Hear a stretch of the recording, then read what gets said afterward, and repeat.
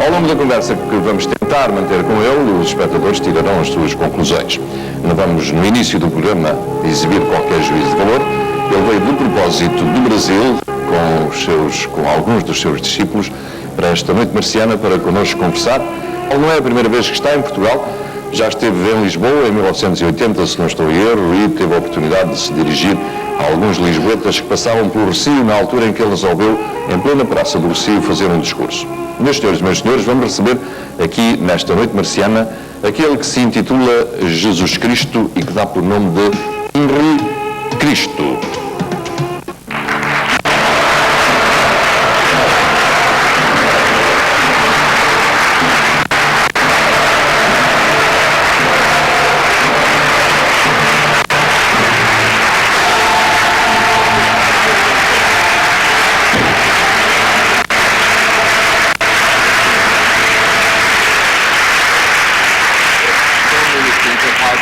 Que a paz seja com todos, meus filhos.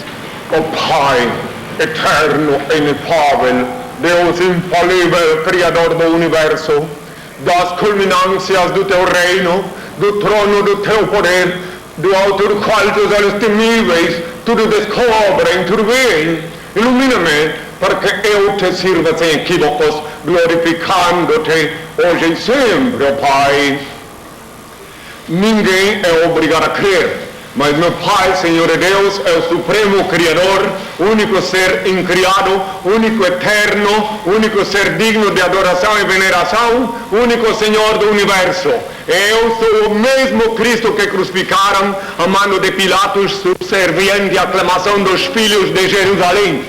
Jamais esquecerei os gritos: crucifique, crucifique! Sou o Messias que vós esperais, eu sou a luz do mundo, a verdade é a vida, eu sou o caminho, ninguém vê meu Pai senão por mim.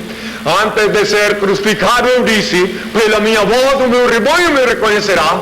Voltei como havia prometido para, no cumprimento das Escrituras, julgar a humanidade e instituir na terra o reino de meu Pai, Senhor e Deus, formalizado pela Suprema Ordem Universal da Santíssima Trindade, a minha nova e única igreja. A formação de um só rebanho é um só pastor. Sou o unigênito de Deus, Adão, que reencarnei como Noé, Abraão, Moisés, David, etc. Depois como Jesus e agora como Henri. Henri é o meu novo nome. Henri é o nome que eu paguei com o meu sangue na cruz. I-N-R-I. Henri, o nome que Pilatos escreveu acima de minha cabeça quando eu agonizava na cruz, quando cuspiam no meu rosto, quando me humilhavam, quando se cumpriam as Escrituras.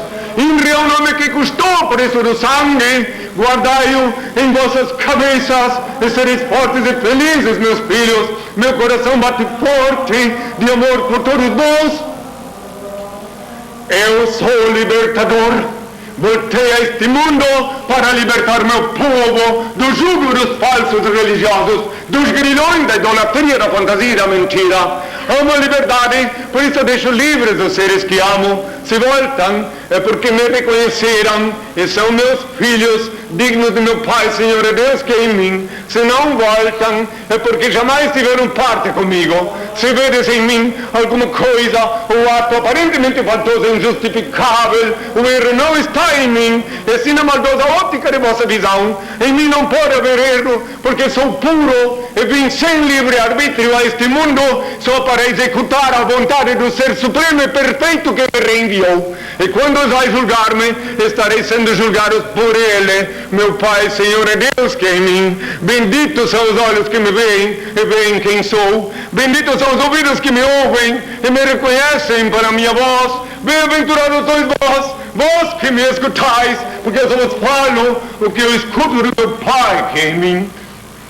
Povo de Portugal, eu estive aqui em 1980 falando na Praça do Rossio, depois que um jornal local marcou encontro comigo. Muitos de vós tinham recém-nascidos e outros nem tinham nascido ainda, mas eu estive aqui, estava com destino a Londres, quando estava começando minha caminhada fora do Brasil. Já havia percorrido toda a América Latina e já tinha estado falando ao povo em Madrid, na Espanha, e aqui foi meu encontro Eu quero falar isso porque eu quero ver que em casa, se tiver algum daqueles que estão na Praça do Rio, eu quero que sintam que meu coração desde então os amou, porque souberam ser educados, souberam respeitar quando eu estava falando ao povo. E tenho ainda mais uma lembrança, muito... Pega a minha sandália, um momentinho.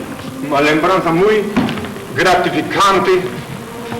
Bom, agora ele vai me entrevistar, depois eu posso falar.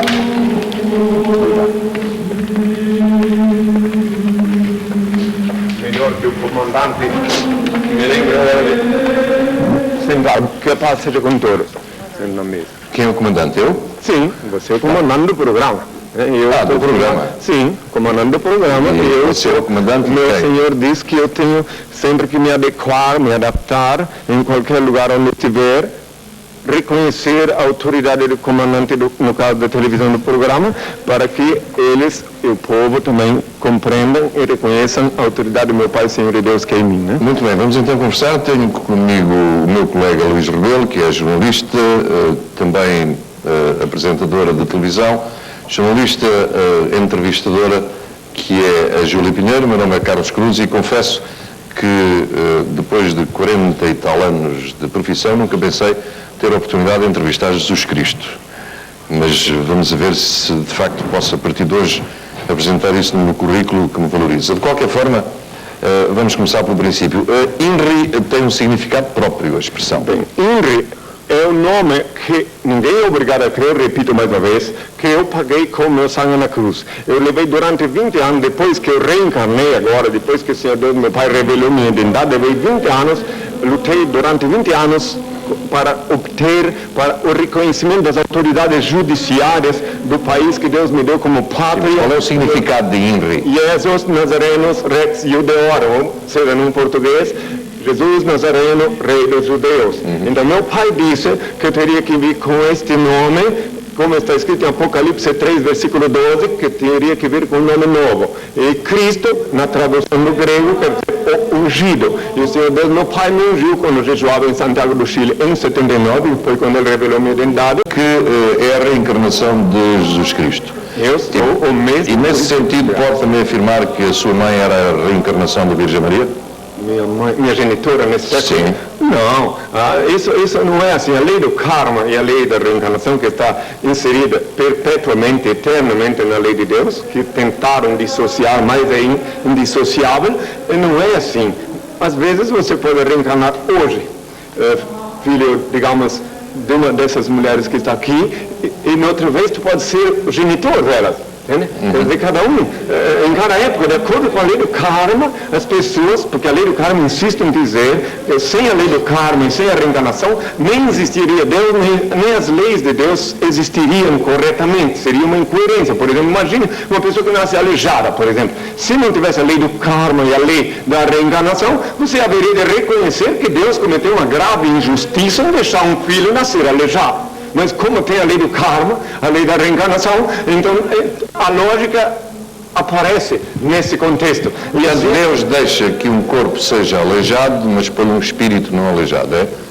E porquê é que ele deixa que o corpo seja aleijado? Bom, quando uma pessoa, por exemplo, excelente pergunta, quando uma pessoa comete muitos delitos aqui na Terra e não consegue saldar o seu débito karmático, o karma é o nome que se dá espiritualmente para um conjunto de dívida. Sim, então, não conseguir dar conta de pagar o seu débito karmático, ele numa sua vida, porque tem a lei do talhão que também faz parte da lei do karma, que é dente por dente, olho por olho. A lei de Deus não é como a dos homens que pode se modificar a cada instante, é eterna. Então ele não deu conta de pagar a dívida dele aqui. Cometeu muitos crimes, foi malvado, massacrou, estuprou até crianças, um só tiro.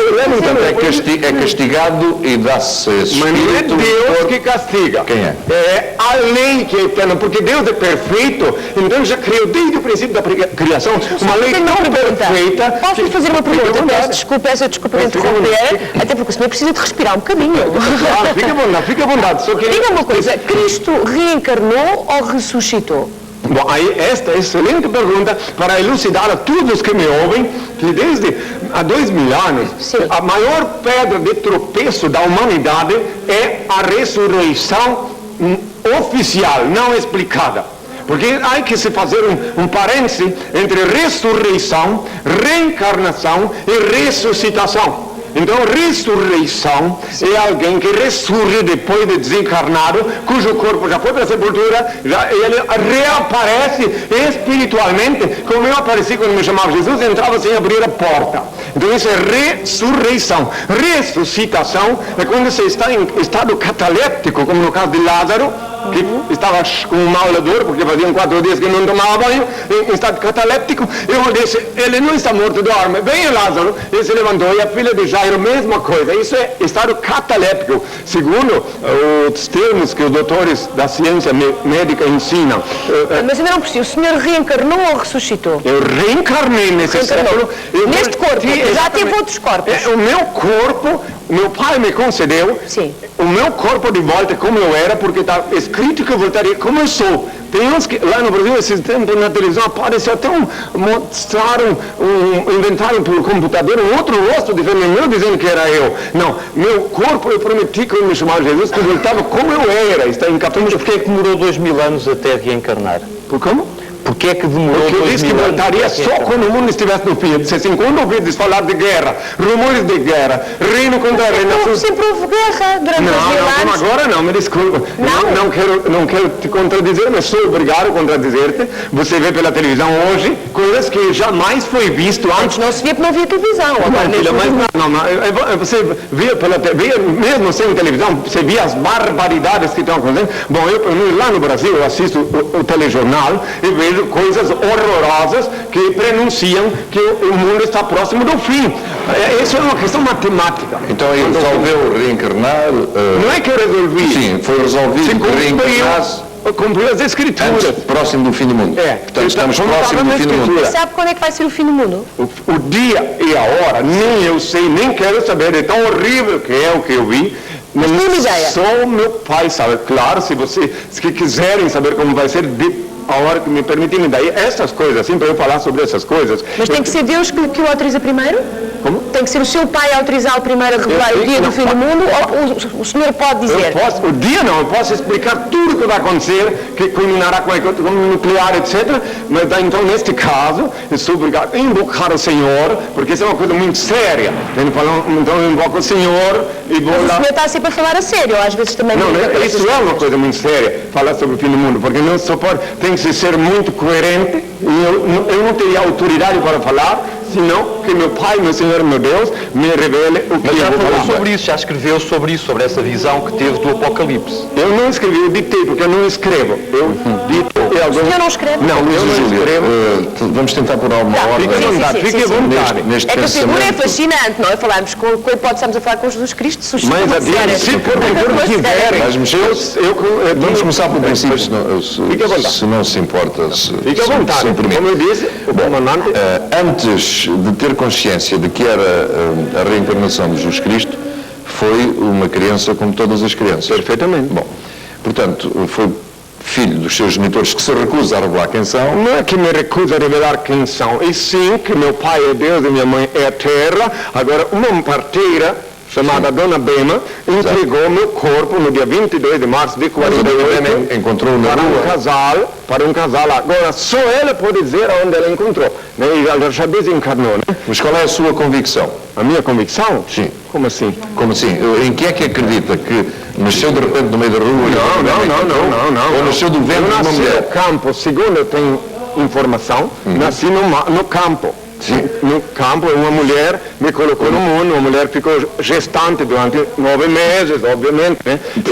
E acha que a sua concepção foi como a concepção da Virgem Maria, sem ato sexual, ou foi fruto do ato sexual? Não, inclusive, se me permites, até posso explicar biblicamente que Maria foi fecundada por José, por obra do Espírito Santo, sim, mas por José. Eu posso explicar e mostrar na Bíblia. E no seu caso, houve obra do Espírito Santo ou não? Eu posso mostrar na A Bíblia. Bíblia vem que ela foi fecundada pelo anjo. Não, eu mostro na árvore genealógica de Jesus que José, que era da linhagem de Davi, foi quem fecundou Maria. Se quiser, eu tenho a Bíblia e mostro agora. A Bíblia católica. Sim, e no seu Tem que caso? resolver. E no seu agora, caso? inventaram uma lenda muito grande em cima disso. Justamente no meu caso, obviamente, um homem Foi, porque Deus não muda as leis que ele estabeleceu. Não foi o Espírito Santo, no seu O caso. Espírito Santo, como eu já disse anteriormente, juntou José e Maria. Não, no seu caso. No caso do No caso do bebê onde você nesse vai. século, um homem foi juntado por uma mulher pela vontade de Deus. E depois a dona Helena entregou a um casal de sacerdotes. Mas eu não tinha necessidade de vir ao mundo há 2.000 anos com um prenúncio de que seria filho de uma virgem. Meu pai disse que não havia necessidade porque ele já havia impregnado o meu rosto. Naquele tempo era necessário porque ninguém conhecia meu rosto. Agora, nesse século, meu pai disse que ele já havia impregnado o meu rosto no sudário, que questionam, mas que ficou provado cientificamente que ele é legítimo. Uma das defesas, ou uma das justificações pelas quais diz que é Jesus Cristo é exatamente, apresenta o Santo Sudário, dizendo que ele é o rosto de Cristo. E nega, porque eu ouvi há momentos sem ninguém lhe perguntar, nega a teoria que foi apresentada recentemente da investigação científica que dá ao rosto de Cristo. Admitindo, para facilidade de diálogo, que, de facto, a justificação para ser Cristo é o Santo Sudário, que tem o mesmo rosto. Mas não é só isto, não. Sim, não é só isto, não. A minha pergunta é, como o senhor vem de reencarnações sucessivas, quer dizer que Adão, David, Noé tiveram todos o mesmo rosto? Não. Então. Aí é questão da evolução. Quando eu vim como Adão, que conforme está em Gênesis, quero deixar bem claro que a verdadeira teologia jamais contradiz a verdadeira ciência. Quando eu vim como Adão, eu posso explicar detalhadamente isso, só que o tempo da lesão, eu sei que é curto, tem que ser o mais sucinto possível. Quando eu vim como Adão, eu vim numa condição. Vejam bem, minhas filhas. Inclusive, quando eu vim como Adão, a princípio, conforme está na Bíblia, eu era sozinho.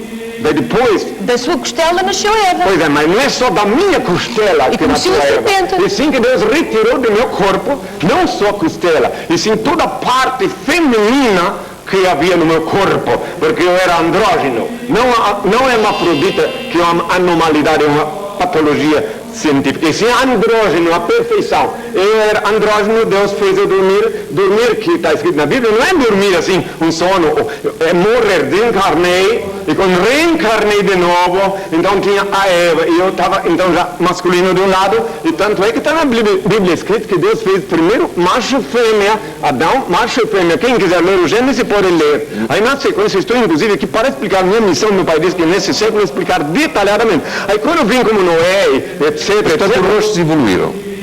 O rosto de Adão é diferente. Então, por que é que utiliza como defesa a sua parecença física? Porque a primeira vez que eu vim completo, primeira vez que meu pai restituiu-me tudo que ele havia tirado de mim dos tempos de Adão, pela primeira vez que eu vim completo como Jesus. E porque eu sabia que eu era Adão, que eu disse que antes de Abraão eu era. Estavam falando que eu era Adão, me apedrejaram então.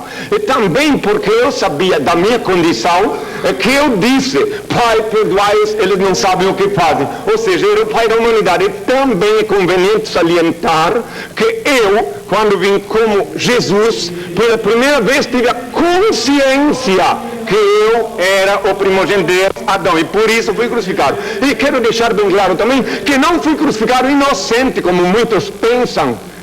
Deus não cometeria a injustiça de botar um filho inocente para ser crucificado. Eu fui crucificado para expiar os pecados que a humanidade cometera por minha culpa, que eu havia induzido, eu havia ensinado o caminho do pecado para a humanidade. Com tantas e tantas encarnações e desencarnações, o senhor quando diz desencarnar significa que morreu, não é? Que nós vulgarmente...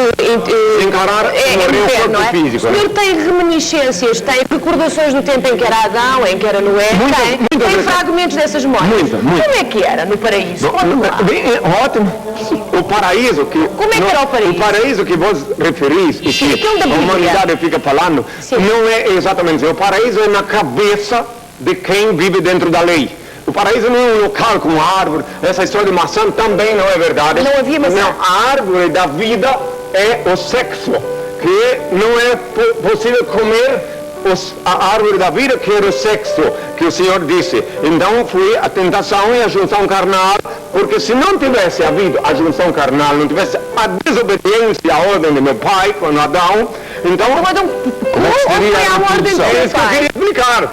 Então estou interessada nessa parte, diga. Daí, como eu nasci, é claro que o que eu vou dizer agora, muitos, como é que eu vou dizer assim, muitos alienados vão ficar desesperados com o que vou dizer agora, a teoria de Darwin não é teoria, isso é inspiração divina. Adão, o primogênito de Deus, foi feito de barro, sim, mas o barro era o macaco, porque o macaco do que se alimenta, senão de erva, de plantas, de frutas, de raízes, que é barro. Todo alimento é barro. Então, o Adão foi feito de barro, só que na hora de explicar no Gênesis, naquele século, naqueles milhões de anos atrás, a humanidade não estava preparada para compreender essas coisas. Então, só agora que eu posso explicar. Então quer dizer que Deus criou o macaco? O macaco é o último estágio evolutivo do réptil rastejante. Vem de animal em animal até chegar ao macaco, e é o último estágio evolutivo. E os cientistas sérios... A ideia é que o senhor faz a junção entre a teologia e a ciência. Os cientistas sérios, eles pesquisaram antropologia, paleontologia, etc, e concluíram cientificamente que o homem original. Agora, os embustólogos, falcatrólogos, engodólogos, que se dizem teólogos, ficam horrorizados e que vão perder a clientela. E se a humanidade souber a verdade, eles perdem a clientela. Se souberem que a reencarnação é lei, ninguém mais tem medo de morrer. Daí eu vou descobrir. Isso significa que antes de ele era um macaco e depois reencarnou em Adão? Não.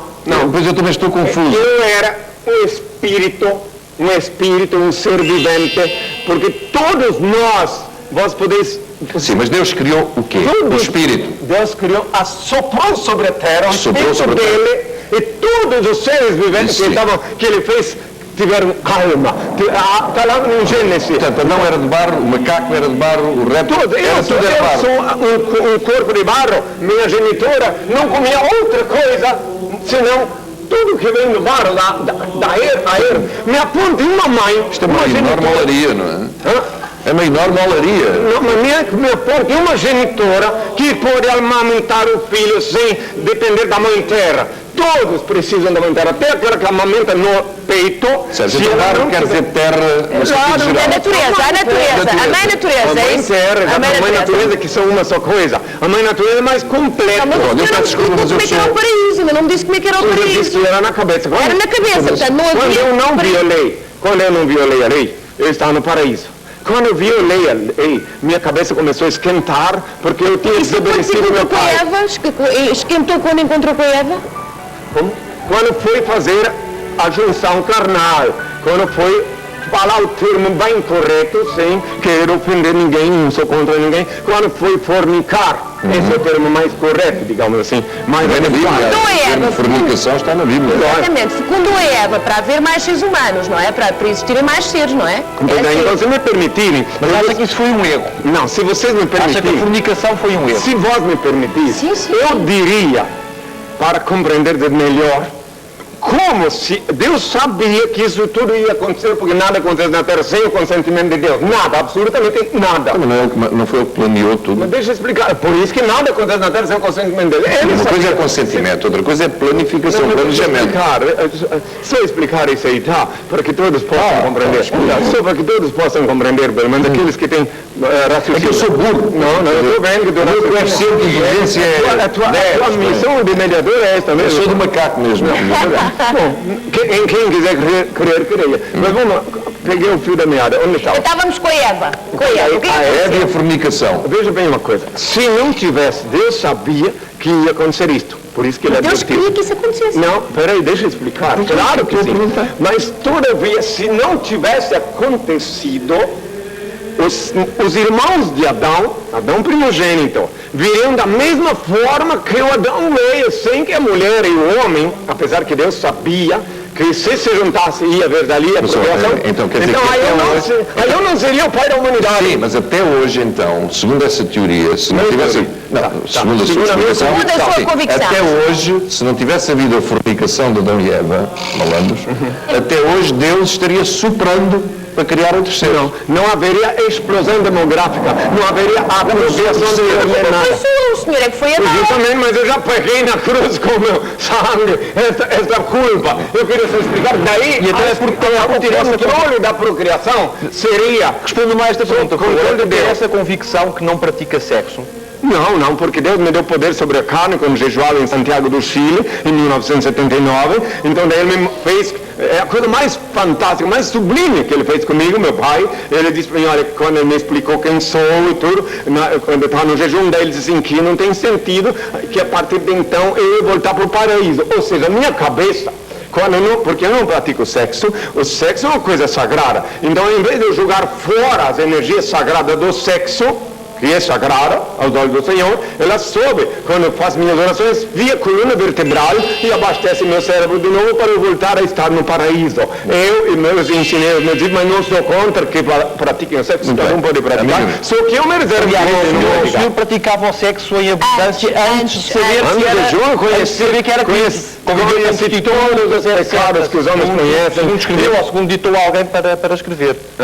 Segundo ditou alguém para escrever, o senhor frequentava prostíbulos. Exatamente, eu não tenho por que esconder. Ao contrário, se há 2000 anos eu não tivesse feito isto também, então eu não teria pedido para João Batista, insistido que João Batista me batizasse. E eu não teria dito, eu venci o mundo, eu disse. Animai-vos, eu venci o mundo. Por quê? Porque antes eu estive sujeito ao mundo. E só depois que eu fui batizado por João Batista, que me lavou das lamas das quais eu vinha, é que expôs sobre mim o Espírito Santo.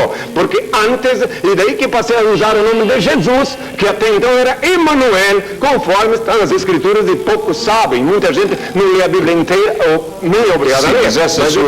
Quantos anos tem agora neste século? Agora, neste momento, estou... Quando eu fiz a Revolução e fundei minha igreja, eu tinha 33 anos, agora estou com 53, já fazem 20 anos que estive aqui em Portugal. Não, 20 não, faz... Não devia ter morrido com 33, não devia ter desencarnado com 33? Não, porque nesse século eu não vim para ser crucificado. Tentaram, em Belém do Pará, tentaram. Me aprisionaram, me submeteram a um exame psiquiátrico durante 15 dias. Aos 33, exatamente? Exatamente. Deixa-me pegar nessa parte do exame psiquiátrico. Quais é que foram as conclusões? O doutor Rival Barros, que presidiu a junta psiquiátrica, por ordem do Dr. Jaime dos Santos Rocha, juiz de direito de Belém do Pará, na ocasião que eu pratiquei o ato libertário, ou seja, arranquei o bonequinho da cruz e disse, eu sou Cristo, perante milhares de pessoas dentro da Catedral de Belém, foi onde nasceu minha nova igreja.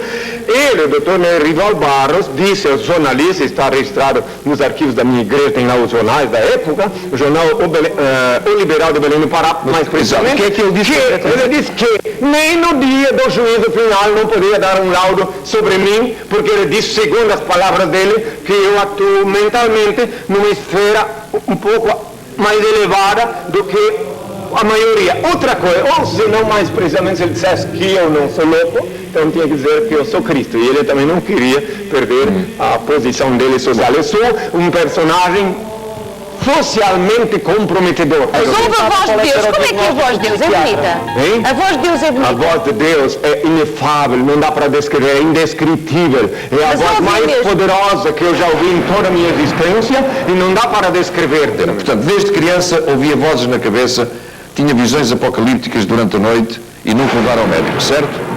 Precisava fazer uma pequena reparação aí. Seu livro. Não, uma pequena reparação. Sim, diga. Não era vozes, eu ouvia uma voz que me ordenava. Eis a diferença. Quando criança pensava que eram vozes. Não, sempre a mesma voz, que quando me obedecesse eu sentia dores fortes na minha cabeça. Assim eu saí de 13 anos de casa por obediência. Aos 13 anos, exato. Aos 13 anos recebeu uma ordem dessa mesma voz para sair de casa. E comecei então minha peregrinação sobre a terra. Faz 40 anos. A ordem foi para sair de casa e fazer o quê? Comecei a primeira cidade, saí de lá de Blumenau.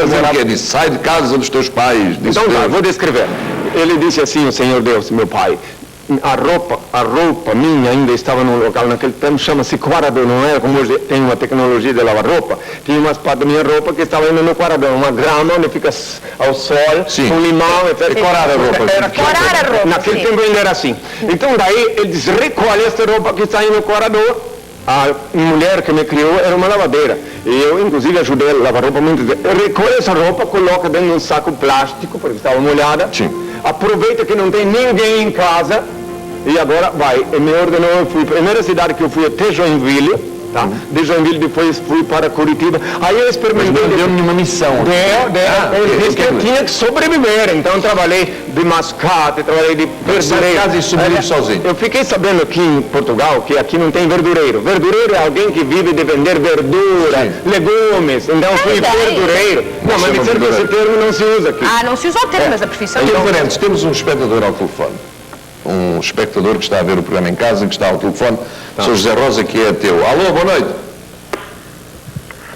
Estou, boa noite. Boa noite. Está a ver o nosso programa, portanto. Estou a assistir e estou muito baixo e só estou a ouvir pelo telefone. Sim. Então é assim, boa noite primeiro que nada para o programa, especialmente para o seu Carlos Cruz, para toda a gente está aí. Muito obrigado. Eu queria fazer só uma pergunta aí, esse senhor que está aí, que é o Senhor Jesus Cristo, ou que é, esquece o nome dele, o primeiro nome, Sim. pronto. O que eu peço? 3 razões para deixar de ser ateu. É que eu tinha um desgosto profundo de ser ateu, a minha família é uma família religiosa, não é? Eu queria que ele me desse 3 razões para deixar de ser ateu. Muito bem, nós vamos fazer essa pergunta. O senhor está a ver televisão, portanto. Estou, sim, senhor. Pronto, então pode desligar o telefone, muito obrigado, e vai ouvir a resposta no seu televisor, correto? Sim, senhor. Muito obrigado, Sr. José Obrigado. Rosa. Entendeu a pergunta perfeitamente? Ele é ateu, a família é religiosa, ele... A mais importante é descobrir o Deus que fez os homens e não o Deus que os homens fizeram. Porque todo ateu é ateu graças a Deus. Ele é ateu porque ele não engoliu essas verborreias, essas fantasias, esses deuses folclóricos, e ele está querendo descobrir o Deus verdadeiro, o Senhor do Universo, o Supremo Criador. Então a primeira coisa é descobrir Ele. A segunda coisa, para descobrir Ele, tem que fazer um exercício mental, tornar-se rigorosamente honesto intelectualmente, pesquisar rigorosamente, com isenção de fanatismo e alienação, as Sagradas Escrituras, analisar detalhadamente as Sagradas Escrituras, Antigo e Novo Testamento. E a última coisa que é fundamental fazer, primeiro, como eu já disse, crer no Deus que fez os homens e não no Deus que os homens fizeram, o Deus de barro, o Deus de gesso, etc. Aí a última coisa é entrar em comunhão com Ele, dobrar o joelho, depois que descobriu Ele, dobrar o joelho lá no quarto de vossa casa e orar ao teu Pai Celeste em segredo, como eu ensinei, está escrito em Mateus capítulo 6, versículo 6, e em segredo Ele te escutará e te abençoará. Eu disse, eu não mandei ninguém à igreja, à missa, lugar nenhum, eu mandei orar ao Pai Celeste no quarto, com a porta fechada, que está em Mateus 6, versículo 6. Fazendo estas 3 coisas, você estabelecerá uma simbiose com o meu Pai, que é também teu Pai, meu Deus, que é teu Deus, o único Senhor do Universo. Lato, ao telefone, boa noite. Muito boa noite. Pronto, a única questão que gostaria de pôr é tão simples quanto, sendo esse Senhor dizendo-se a ser Jesus Cristo, Sim. e a imagem que realmente esse Senhor transmite não é de maneira alguma uma postura serena. Essa é uma das questões. A outra é concretamente qual é a postura dele em relação, se ele já procurou o Papa e vice-versa se houve procura da parte do Papa João Paulo II. Ok. Entendida as perguntas, aliás, muito obrigado. Tá, obrigado. Tá. Primeira pergunta, porque é que a sua postura não é serena sendo explicar o religiosa? seguinte a esse cidadão que me ouve, porque ensinaram ao povo de todo o planeta Terra que Cristo é uma figura folclórica, um Cristo bonzinho. A única vez que eu fiquei em silêncio, que eu calei-me, quando me crucificaram. Eu disse, geração de víboras, quanto tempo ainda terei que ficar entre vós? Eu disse, perante a indignação que eu tinha diante dos fariseus. E ainda amaldiçoei Jerusalém e chicoteei os vendilhões do templo. Exatamente. Então como é que ele, quando estou diante da indignação, da coisa absurda, ou de uma coisa que sai do contexto da coerência e da lógica. Não, mas ele falar de si atualmente, o seu discurso para este espectador não é sereno. O seu discurso hoje aqui no programa para este espectador que telefonou não é sereno. Não é sereno. O senhor não é sereno, o senhor continua muito inflamado. Não confundamos enfatizar com inflamar. Eu sou O senhor é capaz de cometer atos de agressão, é capaz de agredir outras pessoas. Como? É capaz de agredir outras pessoas, de bater noutras pessoas. Eu não Já o fez numa igreja. Ah, bom, mas daí foi um momento sublime, um momento histórico, quando eles queriam me derrubar do altar. Daí meu pai disse que eu tomasse pó do altar, afinal de contas, há 2 mil anos dizem que aquela era a minha casa. Meu pai ordenou que eu deveria repeli-lo com a vela e pode ver, já que agora é necessário mostrar, se possível, onde está a foto, que ele veio para me derrubar pelas costas e mandou vir um sem camisa pela frente para me derrubar. E meu pai disse que no altar só o filho dele poderia subir. Então, por esse motivo, eu fui obrigado a repeli-lo com a vela, assim, uma velona grande, que aliás era dar. E se essa voz que o senhor ouve na sua cabeça e que diz ser a do seu pai, se lhe disser para matar alguém, mata? Não, eu não tenho. O senhor tem cumprido tudo o que lhe é ditado por essa voz. Meu pai, que é o Criador Supremo, jamais me mandaria matar quem quer que seja. E se esta voz me mandasse fazer tal coisa, então aí sim eu não acreditaria nele. Mas ele, vocês não podem compreender, ela tentou ainda há pouco que eu explicasse como é Deus. Se vocês conhecessem Deus, como é, vocês então entenderiam que ele jamais me mandaria matar quem quer que seja. O Senhor Deus Todo-Poderoso, ele é o Senhor da vida. Não, mas é que o senhor pode ter mas é que o senhor tem uma outra perspectiva da morte, tem a perspectiva do desencarnar e a perspectiva do reencarnar. Ou seja, essa voz pode não dar instruções a alguém, mas pode-lhe dar instruções para cometer, por exemplo, um suicídio coletivo. Não, jamais. Esses falsos profetas já disseram. Não preciso, não quero que ninguém creia que eu sou Cristo, em primeiro lugar. Segundo lugar, quero deixar bem claro quanto aos falsos profetas, que eu disse sim, está escrito em Mateus capítulo 24, versículo 5 e 24, orai e vigiai que ninguém vos engane. Falsos cristos virão em meu nome, farão prodígios, enganarão muitos, até os eleitos, se possível fosse. Eles vieram em meu nome. Garantia que você dá aos seus seguidores que não é um falso Cristo. Eles vieram em meu nome, Jesus, fundaram enormes quantidades de igrejas, chantageiam o dízimo do salário do povo em meu nome. Eu não vim em meu nome, eu vim com um nome novo, em nome do meu Pai, com um nome novo para cumprir o que está escrito em Apocalipse 3, versículo 12. Então os falsos cristos vieram, os falsos profetas, e teve um que até fez aquilo que tu disseste, que lá na Guiana, ele pegou e arrastou centenas de pessoas com ele, mandou eles tomar veneno, mas qualquer ser humano, meu pai disse, que usar, personificar o filho dele, vai ter um fim trágico, todos ele disse. E eu estou fazendo 20 anos de qual é a diferença entre o senhor e este? O senhor faz milagres ou não? O meu pai faz milagres, ele fez magníficas obras pelas minhas mãos. Inclusive, quando eu fui expulso da Inglaterra, se meu pai não tivesse feito muitos milagres na França, quando me expulsaram para a França, eu teria exaurido de fome. Mas lá na França, então, meu pai foi o país onde deu mais sinais, meu pai, onde eu vivi o tempo de uma gestação, 9 meses, onde ele fez paralíticos andar, fez muitas coisas. Mas através de si, o seu pai fez isso através de si, através das suas mãos. Podia mostrar aí um jornal francês, só para ele dar uma olhadinha, porque esse é um assunto delicado. Não, eu estou muito... Se não podem pensar... Jesus Cristo fez milagres, eu queria saber se o senhor neste século já fez ou não. Eu jamais fiz, meu pai pelas minhas mãos, como pode ver no jornal francês. Eu não preciso provar nada para ninguém, mas eu queria só saber. Estamos a conversar. Com a minha permissão, ela é assessora, ela vai... Olha aqui, está aqui, ó. Os primeiros passos, dando os primeiros passos aí, não tem nada a esconder. O senhor sente que faz um milagre. Como é que se pode sentir isso fisicamente? Você é só a pessoa que obtém o benefício que pode te dizer. Eu sinto que... Como é que o senhor sente no seu corpo? Eu sinto que o Senhor Deus, meu Pai... São fotos. Está no plano. Olha, tem as testemunhas, tudo. Tem ali também. Não, isto foi no programa, não é? Do Joel. Esse foi em Belém no Pará, do Eloy Santos. Eloy Santos, exato. Esse paralítico para desmascarar e ele andou. Agora, o maior milagre que Deus fez de todos é eu voltar aqui na terra de carne e osso como eu era antes. Então vocês olham, vejam e sintam o que o Senhor Deus, quem tiver olhos para ver, vê. Quem tiver ouvidos para ouvir, ouve. Temos problemas, se calhar, de som.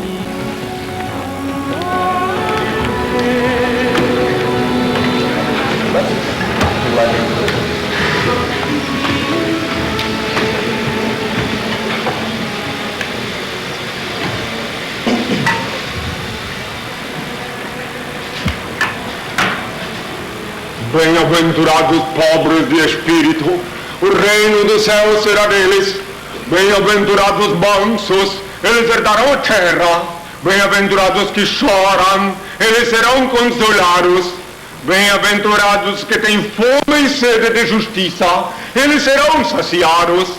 Bem-aventurados pacificadores, eles serão chamados filhos de Deus. Bem-aventurados misericordiosos, eles alcançarão misericórdia. Bem-aventurados corações puros, eles verão Deus. Bem-aventurados que são perseguidos por causa da justiça, o reino dos céus será deles. Bem-aventurados sereis quando vos insultarem, quando vos perseguirem e quando disserem falsamente contra vós toda sorte de mal por minha causa. Alegrai-vos e exultai, pois é grande a vossa recompensa lá nos céus. Foi assim que perseguiram os profetas que vieram antes de vós. A vossa luz brilha aos olhos dos homens, e quando eles veem as vossas boas obras, eles rendem glória ao vosso Pai que está nos céus. Eu vos previno, não resistais ao mal, ao contrário, amai vossos inimigos, fazei bem aos que vos odeiam, orai pelos que vos maltratam e perseguem, sede perfeitos, como vosso Pai Celeste é perfeito. Não julgueis para não serdes julgados, porque da mesma forma com que julgardes, também vós sereis julgados, e com a medida com que tiverdes medido, também vós sereis medidos. Peça e se vos dará, busque e encontrareis, bata e abrir-se-vos-á, porque todo aquele que pede recebe, que busca encontra, que bate abrir-se-á. Quem dentre vós dará uma pedra ao seu filho quando este lhe pedir um pão? E se lhe pedir um peixe, dar-lhe-á uma serpente? Se vós, pois que sois maus, sabeis dar boas coisas aos vossos filhos, quanto mais vosso Pai Celeste dará sempre boas coisas aos que lhe pedirem. Eis como deveis orar a partir de hoje. O Pai eterno e inefável, Deus infalível, Criador do Universo, santificado seja teu nome, seja feita a tua vontade assim na terra como no céu. Graças te dou pelo manjar que emana de ti. Aparta-me dos erros, ilumina-me para que eu te sirva sem equívocos, glorificando-te hoje e sempre, ó Pai. Vamos continuar a conversar. Quando saiu de casa, em 1966, com 18 anos, passou vidente, correto? Trabalhou como vidente até 1979.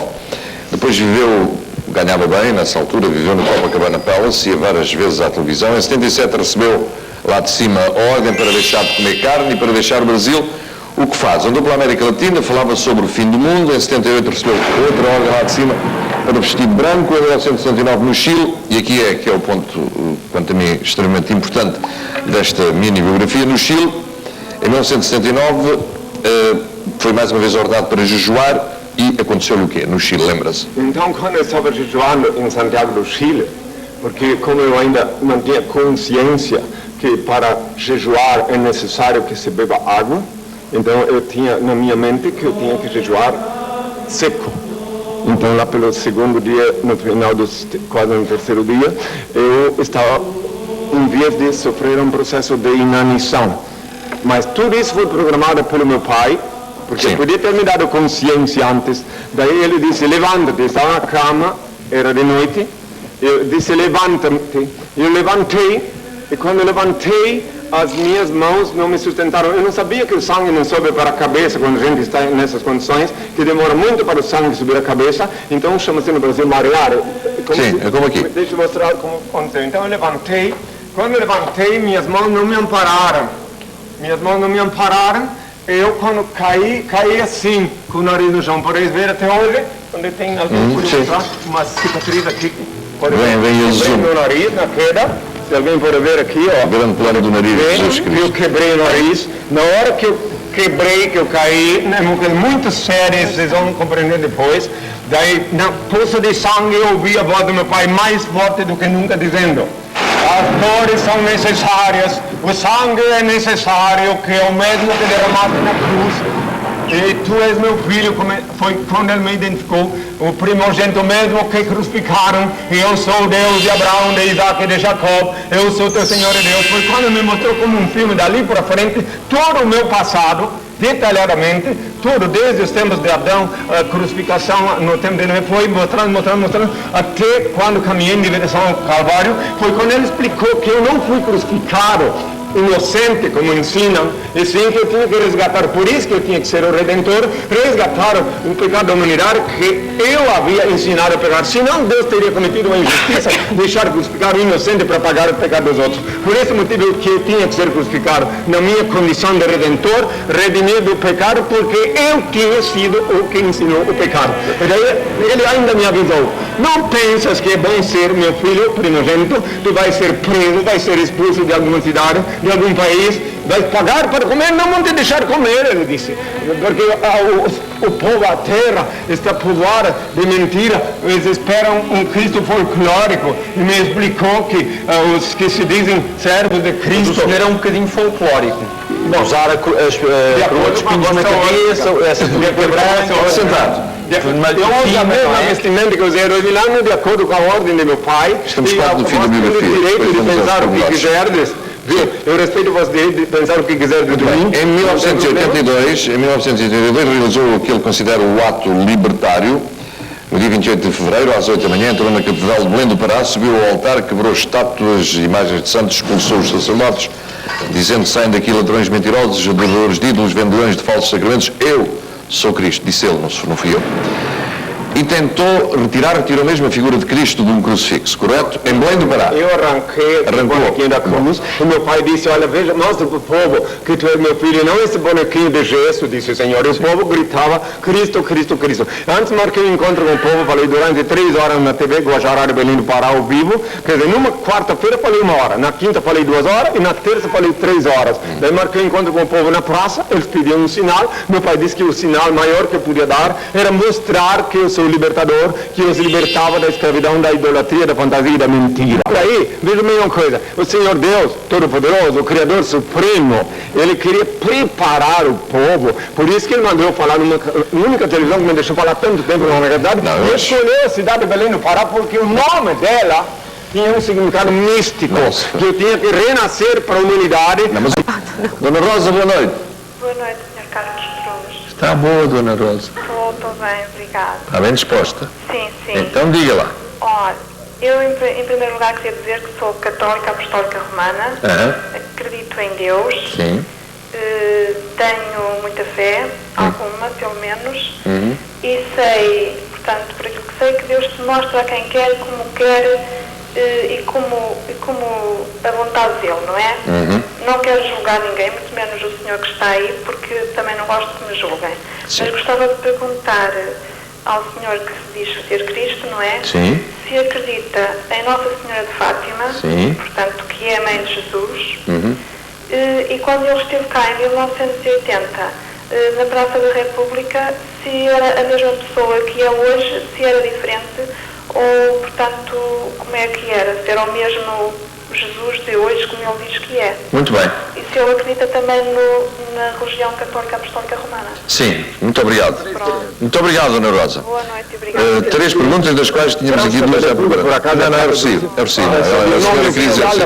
Portanto, acredita em Nossa Senhora de Fátima. Bom, em primeiro lugar, Deus, o Criador Supremo, ele é o único ser incriado, portanto não tem mãe. Então, se cada país inventar uma mãe para ele, para fins de lucro. Não, mas aqui a senhora pergunta se acredita em Nossa Senhora de Fátima, que é a mãe de Jesus Cristo. Não, mas eles dizem Santa Maria, mãe de Deus, né, meu filho? Então, quer dizer, Sendo isso que Jesus Cristo é o representante de Deus, não é? Então, Sendo que mas Jesus Cristo é o Filho isso de não Deus. justifica dizer que o Criador Supremo é um grave pecado. Inclusive em Isaías 40. Sim, mas a Maria da Bíblia é a mãe de Jesus, não é a mãe de Deus. Mas está escrito na Bíblia que o Senhor disse assim: eu sou o Senhor, não darei outra minha glória, nem consentirei que se tribute aos ídolos o louvor que só a mim pertence, disse o Senhor. Ele não admite que existe uma estátua lá, que alguém, agora o ser humano, eu estou aqui, não estou contra ninguém, se você tem uma religião, que fique com ela, eu estou aqui pelos descontentes. Fátima. Bom, quanto a Fátima, então, inclusive recentemente foi usada, vieram aqui revelar o segredo dela e não revelaram, e ficou uma lenda aqui que o mundo inteiro ficou chocado. Então, aquela que apareceu, aquele espírito que apareceu em 1917, que não tinha ainda reencarnado, nem todas as coisas que ele disse foi transcrita, foi transmitida e fizeram em cima daquilo ali um negócio. Aquela era ainda assim aquela mulher que há 2000 anos foi a minha genitora, mas ela não disse todas aquelas coisas que disseram que ela disse.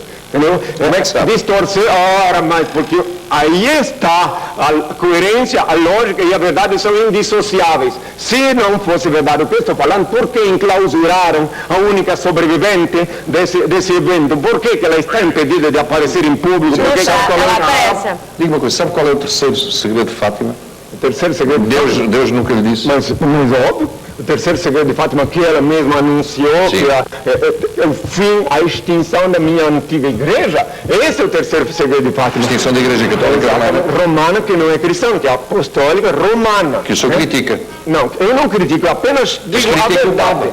Eu digo a verdade. Não, o senhor critica e de forma insultuosa. O senhor diz que a Igreja é um sodomita, gonorrento, principado milenar de iniquidade. Isso não é crítica, eu estou falando a verdade.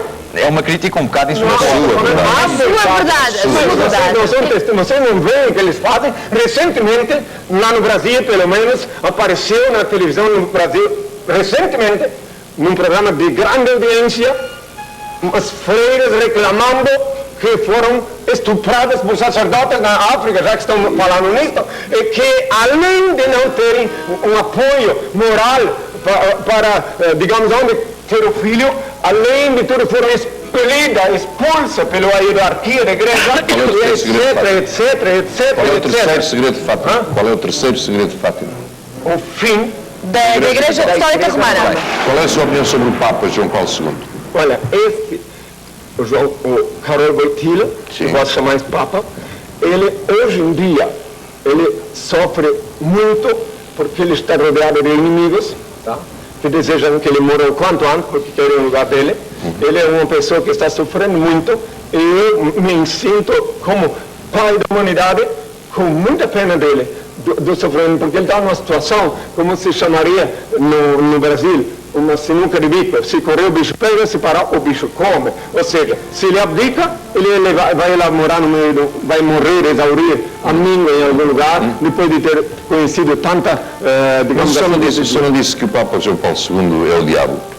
Não, eu disse que ele representa, enquanto ele estiver lá, quando vier o outro lá, aquele que estiver lá representa... O Papa, de uma forma geral, representa o Principado das Trevas, porque a minha igreja, desde 321, deixou de ser minha igreja. Quando ela fez um conchavo com Constantino, agora falávamos então de história. Até ali ela era minha igreja, que era a igreja do Nazareno. Aí depois ela passou a ser Igreja Católica Apostólica Romana. Católica, que quer dizer na tradução do grego, universal. Então, muito bem, apostólica, porque dirigida e organizada pelos apóstolos de Constantino, que mudou dia de sábado para domingo, a revelia do meu pai.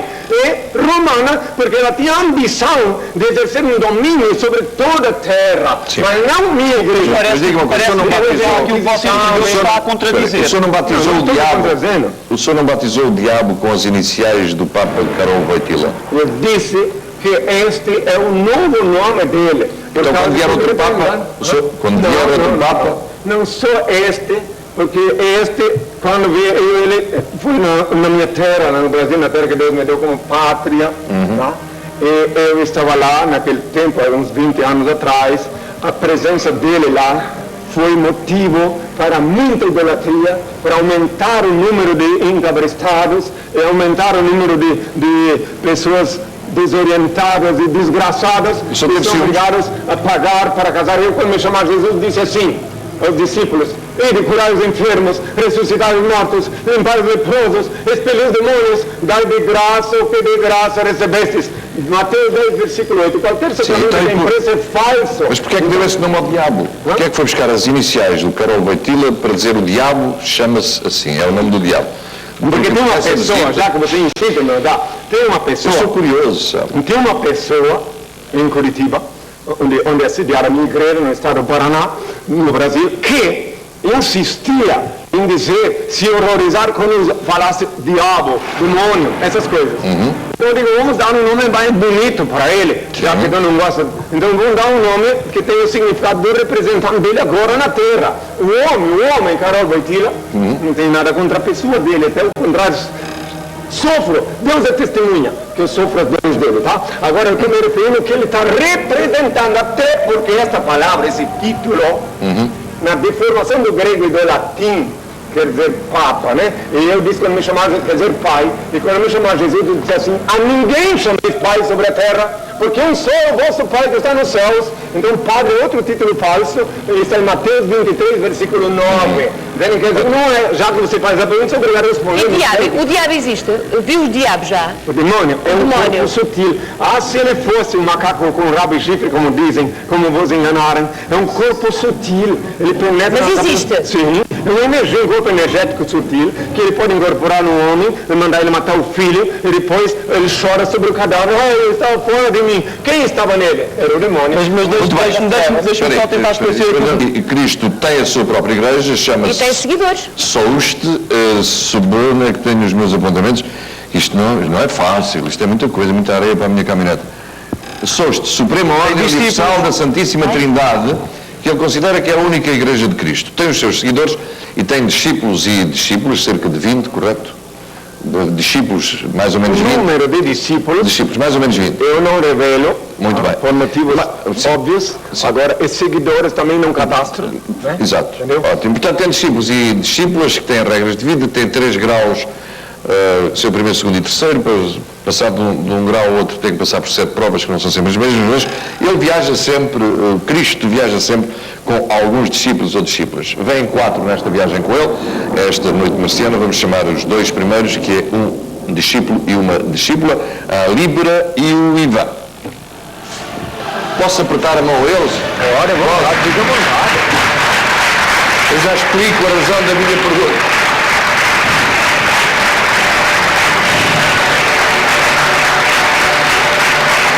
Olá, boa noite.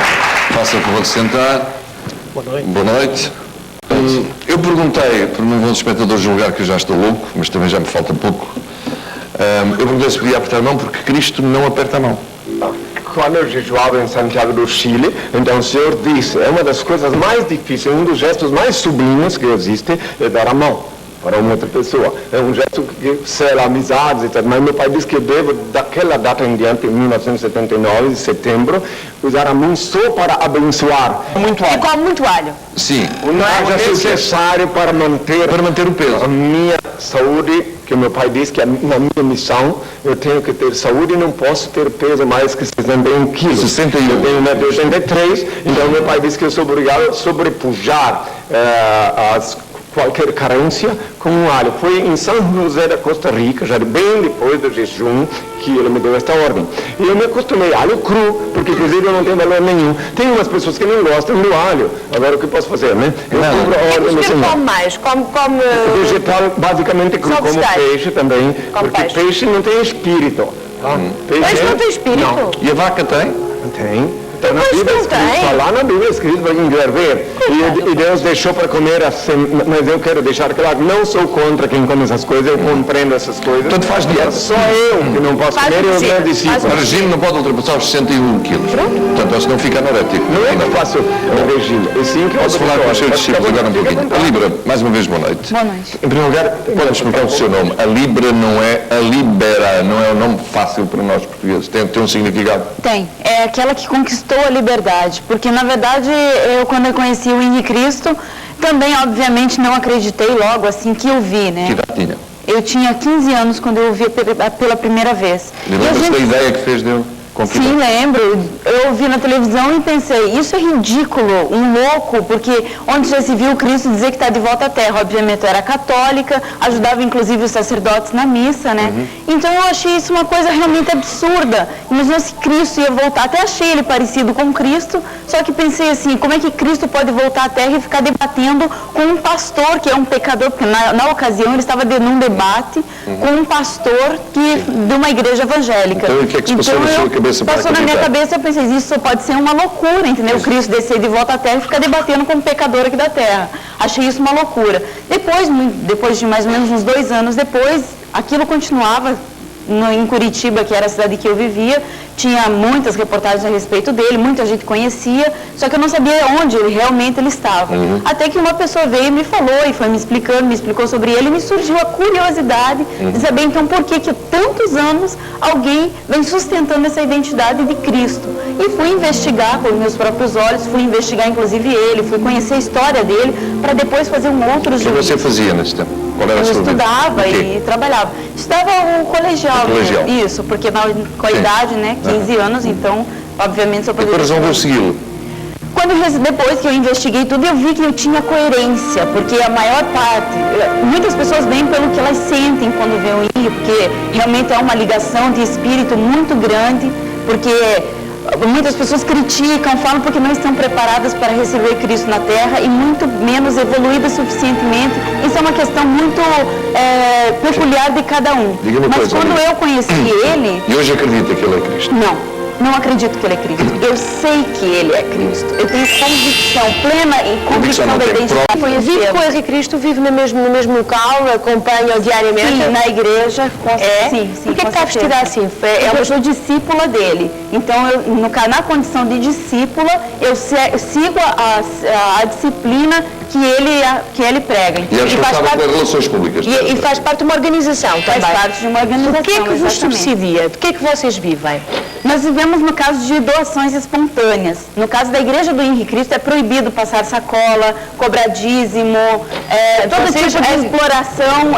Mas recebem dinheiro. Não, nós não somos assalariados, nós trabalhamos por ideal, entendeu? Sim. Eu tenho um ideal de vida, entendeu? Que é seguir o Henri Cristo e servi-lo. Sim, mas mesmo para comprar o alho cru, é preciso dinheiro. Sim, no caso, são doações espontâneas. Como chama-se a Arca do Tesouro. Vim para cá. Nós viemos para cá. A convite. E não viemos por não recebem donativos. Mas recebem dinheiro. O dinheiro aparece na vossa organização. A pessoa nomeadamente para imprimir os livros. Quer dizer, isso é outra coisa. Deixa eu só explicar como é que são as questões dos donativos. Sim. As pessoas se comportam assim como há 2000 anos atrás, quando eles usavam uma sacola e nem era ele que carregava, era o Judas. E até por causa de dinheiro, inclusive, ele foi traído por causa disso. Então, no caso, há 2000 anos as pessoas se aproximavam dele, reconheciam a identidade dele e davam com a mão direita sem que a esquerda soubesse quanto. Então, sem que ele pedisse alguma coisa, uma esmola, porque Deus não precisa de esmola, e muito menos o filho dele.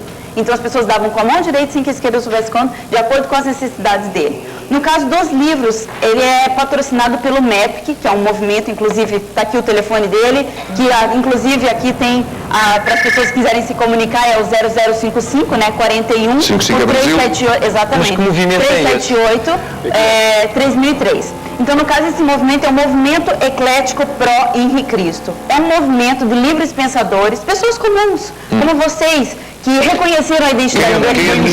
Quem administra esses fundos? Desculpa, duas perguntas ao mesmo tempo.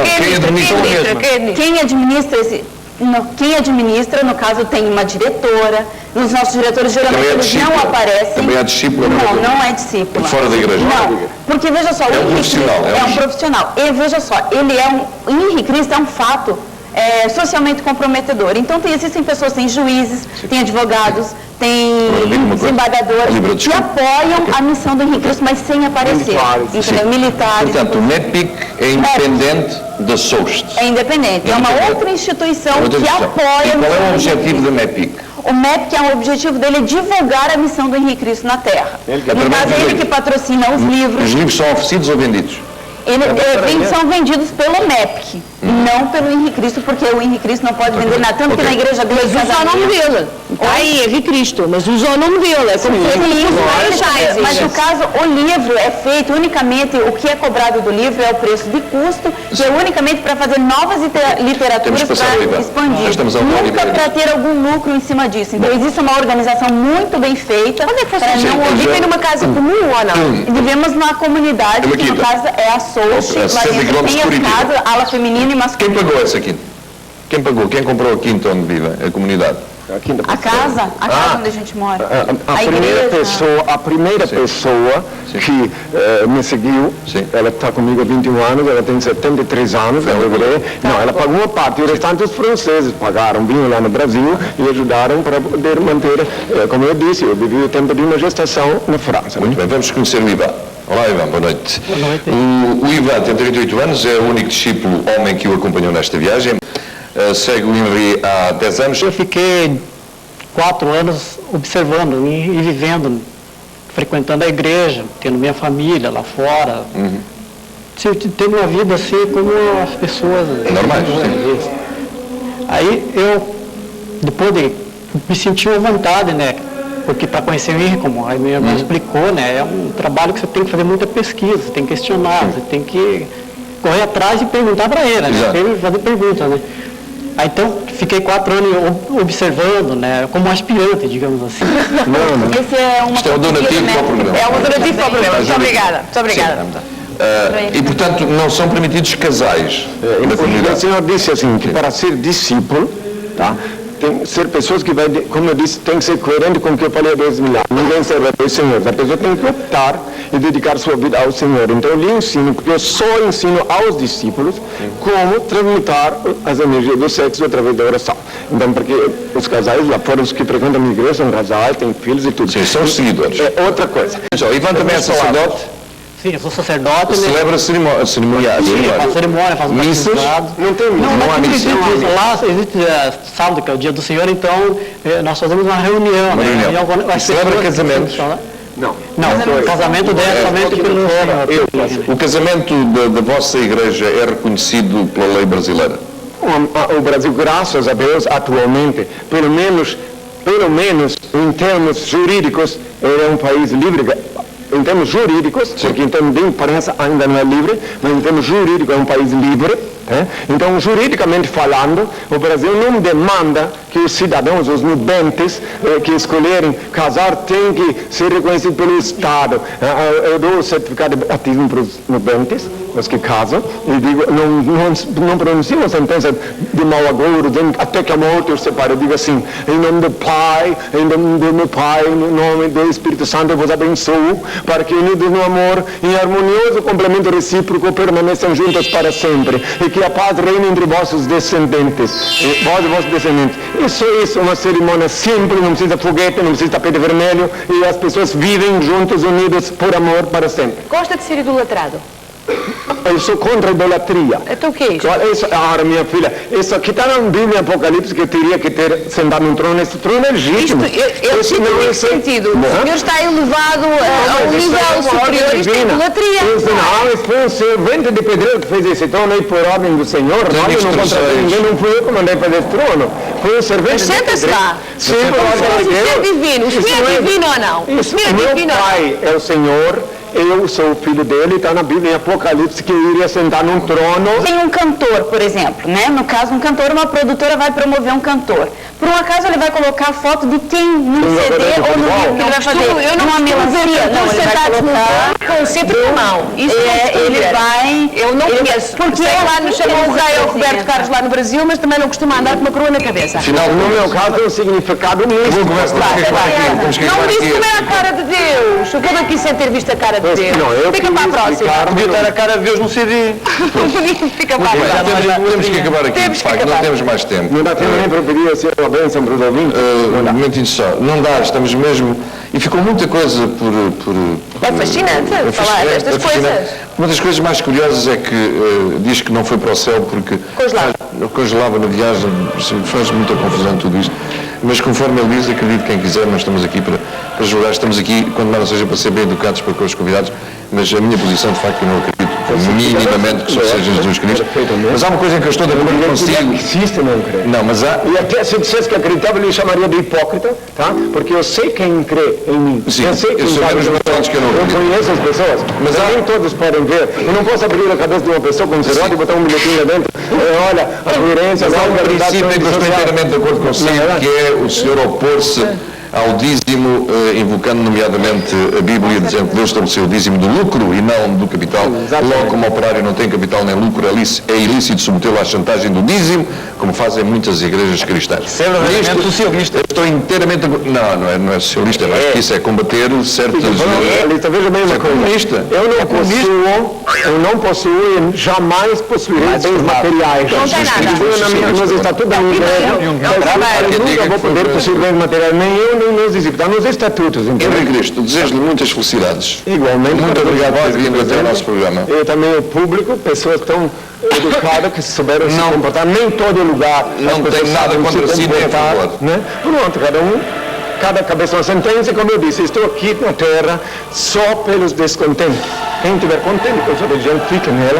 Quem estiver contente com a política, com o que quiser, fique. Eu estou aqui pelos descontentes. Se eu posso pedir um segundo, só o senhor, pode ter umas pessoas lá. Muito rápido. Só unicamente a dizer aos internautas e todo o país que quiserem se comunicar com o MEP e saber mais informações sobre o Henrique Cristo, até porque não deu tempo. 0055 é o 41378 3003 ou na internet www.henricristo.org.br. Repito, www.henricristo.org.br. Estejam sempre com. Pedir ao Senhor, o Pai eterno e inefável, Deus infalível, Criador do Universo, das culminâncias do teu reino, do trono do teu poder, do alto do qual teus olhos temíveis tudo descobrem, tudo veem. Abençoe teus filhos com saúde, luz e justiça, porque tua é toda glória para todo sempre, ó Pai, que a paz seja com todos.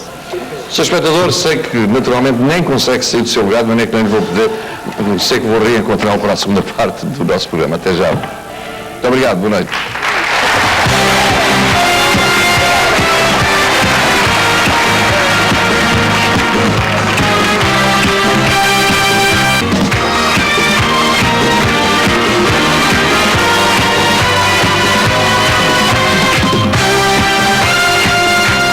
Desta vez, repetir um convidado. Minhas senhoras e meus senhores, Henrique Cristo.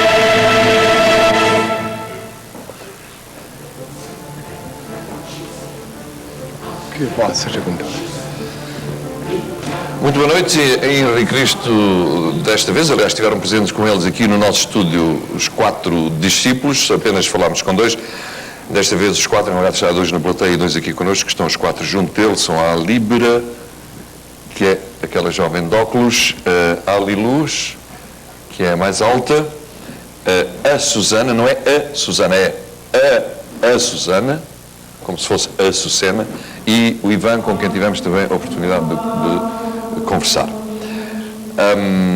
Ele próprio não aperta a mão às pessoas, correto? É. Porquê? Ninguém é obrigado a crer. É necessário que, mais uma vez, porque tem pessoas aqui em casa que não me ouviram, é necessário que, mais uma vez, eu frise que eu sou o mesmo Cristo que crucificaram. Ninguém é obrigado a crer. E meu Pai, Senhor de Deus, quando eu estava jejuando em Santiago do Chile, me deu ordens expressas, entre as quais está esta de não usar a mão para cumprimentar ninguém, senão para abençoar. Então ele diz que eu uso, nem mesmo os meus discípulos, meus amigos, eu não uso a mão para cumprimentar. Ele diz que é muito mais importante que a pessoa receba uma bênção dele, porque se eu praticar esse ato, que aliás é tão sublime, esse gesto tão sublime que é dar a mão, então eu estarei confraternizando-me com os seres humanos que habitam na Terra, mas não estarei podendo transmitir-lhes o amor de meu Pai, Senhor Deus, através da bênção. Eu coloco minha mão na cabeça da pessoa que me solicitou, que quis se aproximar. E é essa a sua forma de cumprimentar as pessoas? É a minha forma de cumprimentar, inclusive. E foi também essa voz que diz ser a do seu pai que lhe disse para usar uma coroa de espinhos, estimulada, obviamente, porque os espinhos estão voltados para fora, não estão voltados para dentro. Porque mas foi também essa voz que lhe disse para usar essa coroa de espinhos nas entrevistas. Isso. Todavia, esta coroa de espinho não veio por acaso. Esta coroa, como disseste, que os espinhos não estão para dentro, obviamente porque ela antes foi feita por meus inimigos e que eu sou o único rei coroado pelos inimigos. Então elas estão para fora somente para simbolizar o poder de Deus, o poder do meu Pai, Senhor Deus, sobre mim, que me restituiu o meu corpo depois que eu fui crucificado. Ninguém é obrigado a reiterar uma vez mais, mas que Ele me restituiu de novo tudo como eu era antes, para assim apresentar-me perante a humanidade. Inclusive, já que estamos falando sobre este assunto, eu quero deixar, eu escutei ainda há pouco o comandante do programa dizer que ficou algumas coisas pendentes, entre as quais que ficaram pendentes está uma coisa bem clara sobre o fim do mundo e também que eu não pude explicitar bem, nitidamente, até fui interpelado por um policial que me questionou aqui em Portugal, aqui em Lisboa, sobre aquele assunto do segredo de Fátima. Então vamos lá então ao Apocalipse.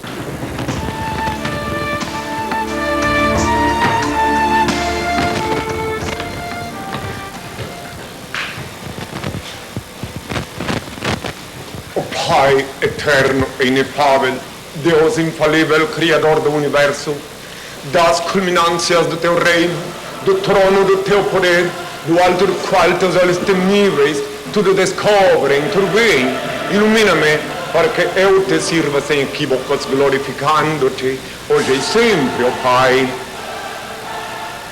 Os homens, fazendo mal uso do livre-arbítrio, construíram armas destrutivas, violaram as sagradas leis de Deus e esqueceram-se também dos santos mandamentos. Semearam desta forma, através de atos de pensamentos, catástrofes e terremotos que, acompanhados da hecatombe nuclear, culminará com o fim deste mundo caótico.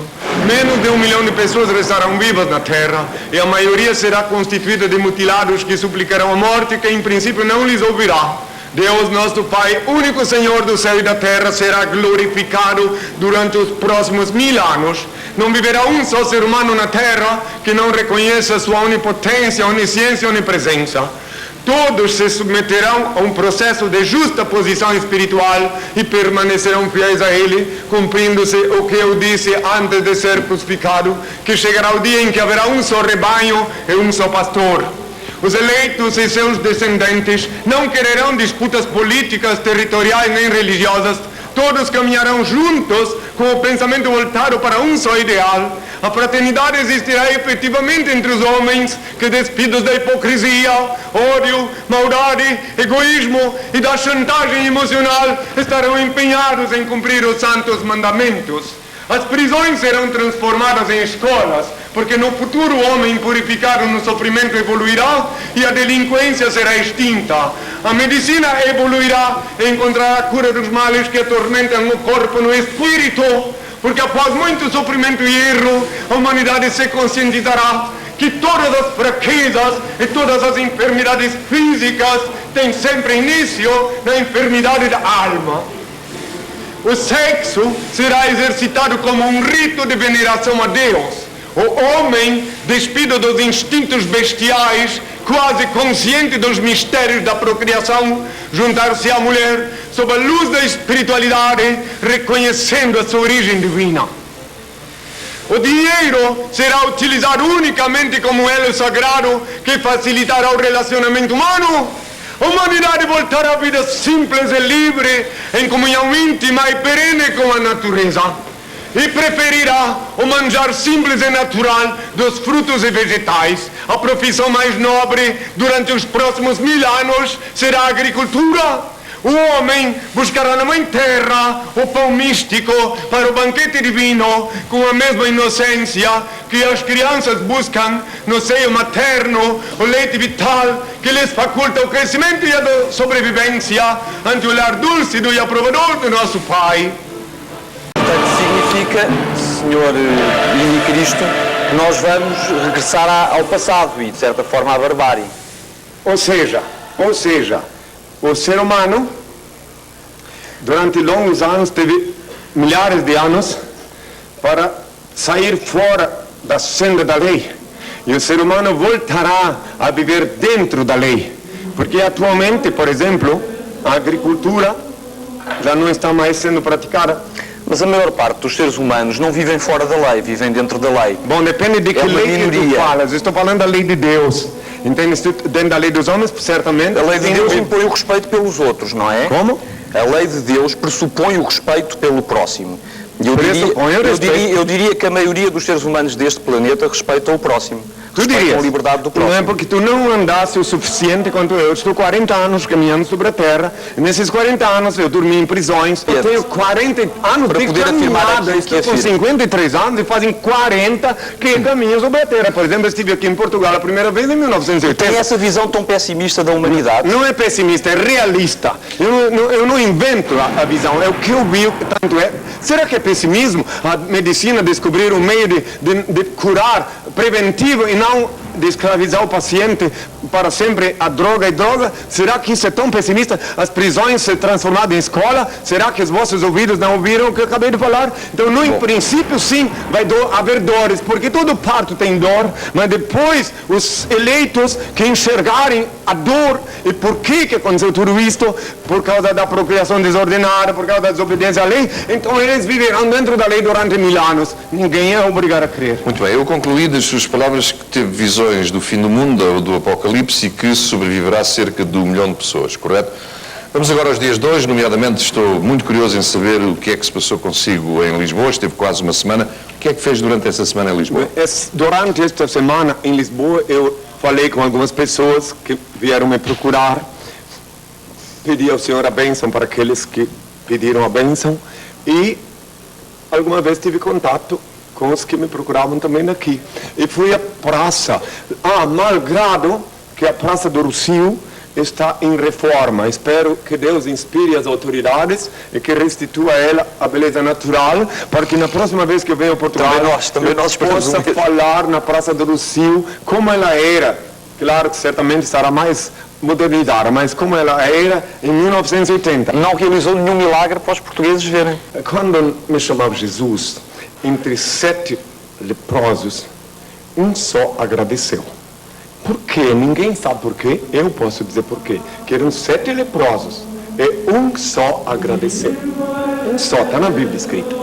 Porque os outros 6 não viram que haviam sido curados, porque a lepra não foi curada imediatamente, instantaneamente. O processo da cura ocorreu depois no corpo de cada um. Agora, aquele um que voltou para agradecer é porque ele sentiu no corpo dele o mistério da cura, o mistério da recuperação.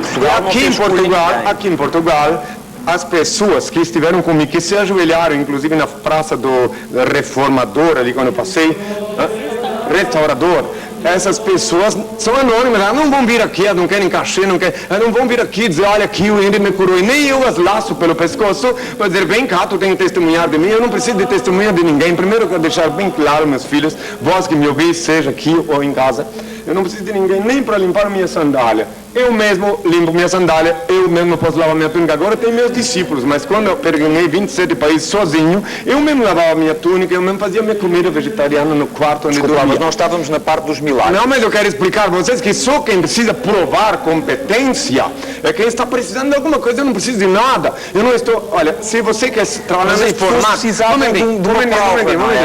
Quem acredita ou quem quer acreditar. Você dá licença um pouquinho. Tiveram. Inclusive, se você quiser, pode pesquisar em Lisboa toda, você vai encontrar. Agora, deixa eu concluir. Tu és uma pessoa bem educada, então espero que aproveite a educação que te concederam para deixar eu concluir o meu raciocínio, como eu deixarei tu concluir o teu, quantas vezes me inquirires. Então é o seguinte, que quando uma pessoa precisa pedir um emprego, você vai pedir um emprego na informática. Então você tem que levar um currículo provando que você é especialista em informática. Agora eu não estou pedindo nada, eu vim com um mandato divino, um mandato lá do céu para cumprir minha missão. Minha missão é falar, eu sou o verbo reencarnado e eu falo. Quando me permitem falar, eu falo. Por mais que tu daí vens contestar, e todos têm direito de contestar, mas eu falo. Esta é a minha missão e através da palavra, só para o teu governo, naquele programa anterior, sendo que tu insistes em milagre, manda exibir de novo os jornais franceses, que são os jornais que mais registraram os milagres que Deus fez aqui na Terra, para de novo o público telespectador ver. Mas eu não preciso provar nada. É que na França o povo juntou-se à minha televisão, anunciou, marcou um encontro comigo, e daí então o povo veio... Eu gostava de fazer uma pergunta. Partindo do princípio que a sua intenção é convencer as pessoas. Não. Não, um momentinho só. Não é. Agora vou falar. Pois agora é, mas sou não um comandante. Pois bem. Não sente nenhuma frustração quando encontra muitas reações de descrença? Isto é, acho que o objetivo de Deus, nomeadamente, é que as pessoas acreditem na sua existência, na sua doutrina, daí a doutrina ser, enfim, divulgada seja por quem for. Até pelo simples cidadão que pode, no seu dia-a-dia, divulgar a doutrina de Cristo, a doutrina da convivência, da solidariedade, da paz, etc. Quando fala e as pessoas lhe dizem que não acreditam, não sente uma certa frustração? Vou explicar por que não. Porque como eu recebi esse mandato de meu pai, e lá está bem escrito na Bíblia, eu falei há 2000 anos quando me chamava Jesus, que antes do meu dia de glória, eu seria rejeitado por minha geração. Eu disse assim textualmente, em Lucas capítulo 17, versículo 25 a 35, está escrito assim textualmente. Antes do dia de glória do Filho do Homem, convém que ele padeça muito e seja rejeitado por sua geração. A seguir explico por que rejeição. Assim como foi nos tempos de Noé, assim será quando vier o Filho do Homem. Comiam, bebiam, casavam-se, davam-se núpcias, até o dia em que Noé entrou na arca, veio o dilúvio e consumiu a todos. Assim como também nos tempos de Ló.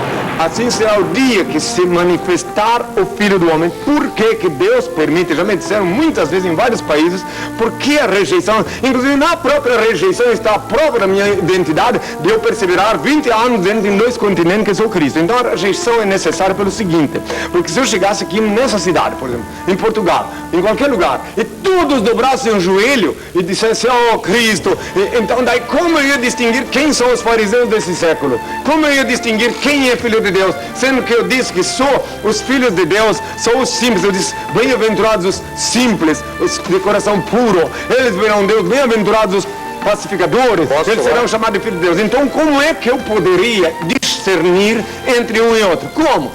Então é necessário que me rejeitem sim, para que eu identifique quem ficou com o coração puro e quem se deixa contaminar pelo falso profeta. Mesmo que a rejeição seja da maioria. Bom, temos ao telefone. Mas há de ser da maioria, sim. Há de ser da maioria, porque se for a minoria, então não se compra a Bíblia. Está previsto isso. Temos o seu sotaque. Hein? O seu sotaque. Eu tenho, meu pai disse que eu teria a mesma voz de 2000 anos. Eu disse, pela minha voz o meu rebanho me reconhecerá. Eu reencarnei na vontade do Senhor na terra de Santa Cruz, que hoje se chama Brasil. Tá? E então não tem a ver sotaque, sim, que a minha voz é a mesma. Lá na minha terra, na terra que Deus me deu como pátria, também pensam que sou estrangeiro. Isso não é brasileiro, não é sotaque brasileiro. Porque eu sou o mesmo judeu que crucificaram. Eu voltei como eu era. Mas o mesmo judeu não falava português. Mas acontece que é óbvio que eu tinha que vir falar na língua do país onde eu reencarnei. Então tem sotaque de judeu. O meu sotaque é o mesmo, não é de judeu, o mesmo que eu tinha quando me chamava Jesus, que eu disse, pela minha voz o meu rebanho me reconhecerá. Mesmo na cidade onde eu reencarnei, todos olham para mim e ouvem. Jesus não teria sotaque. Jesus supostamente não teria sotaque. Oh meu Deus. Também não falava português, Luís. Não, mas como, está bem, mas falava hebraico. Mas ele não estava a falar hebraico, não falava aramaico, eu falo no neo-aramaico. Ou falava aramaico, repara. Agora a questão é que essa era a língua materna dele, ou seja, ele não era um estrangeiro que tinha aprendido uma língua e não teria um sotaque que derivava da sua língua materna, que era outra que não o aramaico. Eu disse quando me chamava Jesus que quando eu voltasse, o meu rebanho me reconheceria pela minha voz, e Deus, meu Pai, me concedeu essa voz. Não dá para inventar, eu não posso inventar um sotaque agora português ou brasileiro. Por exemplo, os que estão aqui, ele tem sotaque brasileiro. Agora eu não posso inventar um sotaque brasileiro, eu sigo a vontade do meu Pai aqui na Terra. Jesus Cristo viveu 30 anos de vida e depois só teve uma vida pública de 3 anos. Como é que compara esse Cristo, dizendo que é atualmente Cristo, se anda há 40 anos, mas segundo que diz? naqueles tempos eu mesmo disse que tinha que ser crucificado para resgatar os pecados que a humanidade cometera por minha culpa, que eu era o Adão primogênito de Deus. Sou o mesmo que eles que crucificaram. Eu disse, sai daqui, demônio, quando Pedro disse que não ia deixar eu ser crucificado. Agora, nesse século, eu não vim para ser crucificado. Quando eu tinha 33 anos, eu pratiquei o ato libertário que culminou com o nascimento da nova ordem católica, a Suprema Ordem Universal da Santíssima Trindade, em Belém do Pará, e que começou minha nova igreja. E quando eu tinha 33 anos, exatamente, dia 28 de fevereiro de 82, podem fazer o cálculo desde o nascimento. Qual é a mensagem, ou aliás, a mensagem do Messias? O Senhor diz que não é um Messias, diz que é o Messias. Qual é a sua mensagem? Eu estou preparando os filhos de Deus, os que têm ouvidos para ouvir e olhos para ver, para viver na nova sociedade que sobrepujará a hecatombe nuclear, a nova sociedade que vicejará, que agora ainda está em consciência embrionária, mas que vicejará posterior à hecatombe nuclear e posterior também ao fim da igreja que eu deixei, que me traiu. e que transformou-se num estabelecimento comercial. Na minha igreja é proibido vender qualquer coisa para aqueles que dizem que eu sou um falso profeta, um falso Cristo. Eu não possuo bens materiais e jamais possuirei. Desejo que vocês tenham em abundância. Agora eu, porque cumpro a vontade do meu Pai, não posso ter bens materiais. Essa é a diferença entre eu e os outros que se dizem religiosos. Nem eu, nem meus discípulos podem ter bens materiais. Isso está previsto nos estatutos da minha igreja. Queria deixar isso bem claro. Agora, para explicar tudo que eu tenho que fazer aqui na Terra... A sua mensagem. Pois é, mas para explicar a minha mensagem, eu teria que falar bastante tempo, ele não me deixaria. Mas é que a mensagem de Cristo que vem na Bíblia pode ser sintetizada em amai o próximo como vos amais a vós mesmos. Eu tenho uma mensagenzinha muito importante. Essa é a sua mensagem? Pois bem, eu confirmo essa mensagem, mas tem uma coisa mais importante para dizer. Agora acabaste de me dar uma excelente ideia. Ou melhor, de me lembrar de algo que eu tinha que dizer para o povo que me ouve, para os telespectadores, para os que estão aqui, que são amedrontados, são atormentados por ameaças de pecado. Isso é pecado, aquilo é pecado, isso é pecado, aquilo é pecado. Então eu vou mostrar num resumo de uma frase a ética divina. Numa frase, todos os que estão em casa poderão daqui para frente viver em paz, em harmonia com seus semelhantes, sem ter que estar sob o jugo do dogma do pecado. Pecar, o que é pecado? Pecado, meus filhos, é tudo o que fizerdes que faz mal para ti ou para outrem é pecado. Tudo que tu fizeres que não faz mal nem para ti, nem para os outros, não é pecado. Refleti sobre isso que eu acabei de dizer da parte do meu pai. O restante tudo é para... porque atormentam as pessoas com pecado para depois... Então na sua igreja não há, por exemplo, como existe na Igreja Católica, os 7 pecados capitais.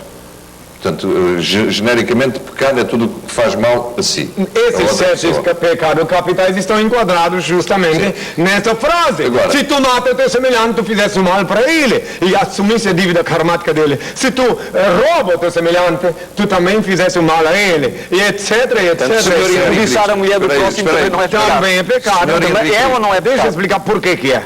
Porque quando tu deseja a mulher do teu próximo, tu estás enviando para ela o teu eu maior, a tua energia mais superior a ela, e tu vais ficar sofrendo, angustiado, desesperado. O que eu estou fazendo? Porque tuas energias estão com ela e ela vai na cama com seu marido. Então esse é sempre pecado. Espiritualmente. O sexo é pecado. Não, o sexo é sagrado. Por que é que os seus discípulos não podem praticar o sexo? O sexo é uma coisa sagrada. Na minha igreja, o sexo é sagrado. Agora depende da maneira que você utilizar o sexo. Todos da minha igreja têm sexo. Ninguém foi, digamos, extirpado, castrado. Apenas eu lhes ensinei através, e só posso ensinar aos discípulos, através das orações, como há 2000 anos eu ensinava aos meus discípulos, transmutar o sexo via coluna vertebral para abastecer o cérebro e tornar o cérebro no paraíso. Então, isto é o sexo bem conduzido. Agora, tu podes usar o sexo como quiseres. Eu uso, não tem nada. Ele também pode usar. Cada um usa como quiser. Poxa, é uma questão de foro íntimo. Veja bem, nós somos diferentes das freiras. É muito diferente a nossa... E vocês não têm vida sexual ativa? Não, por opção. Consciência. E tem mais energia no cérebro através da coluna? Posso entender? Um leproso, por exemplo, você sabe que a lepra é uma coisa terrível. Dói, coça, enfim, cai a pele, é terrível. Mas você é obrigado a ser leproso para saber disso? Para saber o que é isso? Não é obrigado. Não, mas há uma coisa que eu não consigo. Não, há uma coisa que eu não consigo saber. Há uma coisa que eu não consigo saber. Eu posso teorizar sobre o sofrimento do leproso. Há uma coisa que eu nunca consigo saber. É que tipo de sofrimento é que o leproso tem. Minha querida, não há hipótese. Eu sem passar pela experiência, não sei qual é. Sei que ele sofre. Sei que ele sofre, sei que tem dor. Sei que fica psicologicamente abatido. Não é obrigada a ser leproso para saber essas coisas. Eu teorizo, faço uma teoria sobre a dor dele. Assim como você também não pode. Você não pode falar de uma coisa que você não conhece, como eu conheço. Então não vou falar de sexo. Você não posso. Posso falar porque eu já senti transmutar o sexo via coluna vertebral para o meu cérebro. Isso você não pode falar, você não sentiu. Não, isso não.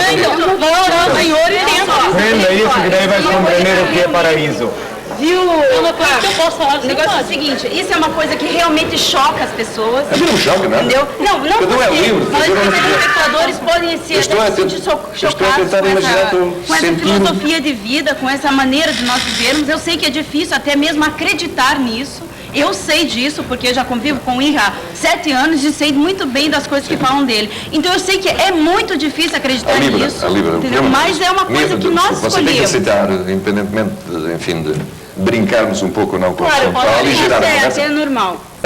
Porque o tempo já mal está... interpretado faz mal, mal conduzido faz mal, matam, roubam, saqueiam, cometem latrocínio por causa do sexo. Mas bem praticado faz bem. Até porque bem essa filosofia ela é direcionada unicamente aos discípulos e não às pessoas que eu não estou impondo que alguém deve... Já agora, entre os discípulos existe algum Pedro ou eventualmente algum Judas? Isso provavelmente você não saberá, mas existe algum Pedro, ou seja, existe algum discípulo que irá transmitir a sua mensagem, eventualmente dar continuidade à sua igreja depois do Senhor ir e Cristo depois tem sacerdotisas que depois vão transmitir, obviamente, a mensagem. Então não existe um Pedro, existem vários Pedros. Não existe nenhum Pedro. Existem os sacerdotisas e sacerdotes, porque a primeira vez na minha igreja, a primeira pessoa que mostrou-se digna de ser nomeado sacerdote foi uma mulher. Tá? Inclusive a discípula mais antiga que eu tenho tem 73 anos, me acompanha há 20 anos. Não pode mais viajar comigo por causa da idade, que já não gosta mais, viajou muito. O coração deles, os portugueses, que eu tenho certeza que tem muita gente que sentiu lá profundamente a intimidade com o Senhor Deus ao ver o Cristo. Que eles se comuniquem com a gente, que terá pessoas capacitadas a responder as perguntas e ajudar as pessoas. Temos mesmo que ir embora, que é a seguinte: uma das suas afirmações que eu tive a oportunidade de ler é que Deus não o teria mandado fisicamente para o céu, porque no céu não existe ar para respirar, nem nutrição para sustentar um corpo físico, certo? Perfeitamente. A pergunta é muito simples, onde é o céu? Lá em cima? Cá em baixo? Eu não falei em céu, eu falei no espaço sideral. Deus não mandaria o filho dele ao espaço sideral. Porque o céu é no espaço sideral. O espaço sideral, cientificamente está provado que confina 273 graus Celsius negativos, não dá para um corpo sobreviver lá. Primeiro. Segundo, não tem ar para respirar. Terceiro, se eu tivesse ido de carne e osso para o espaço sideral, como dizem os embustólogos, falcatrólogos, engudólogos, que se dizem teólogos, então eu teria ido nu, porque as minhas vestes foram sorteadas pelos soldados. Sim. Logo, tudo isso é uma mentira, é uma lenda muito grande que fizeram em torno do meu nome. A pergunta é, conclui-se daí que o céu, onde está Deus, é no espaço sideral. O céu, Deus é onipresente, está em todos os lugares. Agora o céu que se fala misticamente é o espaço sideral, o infinito, o além do além.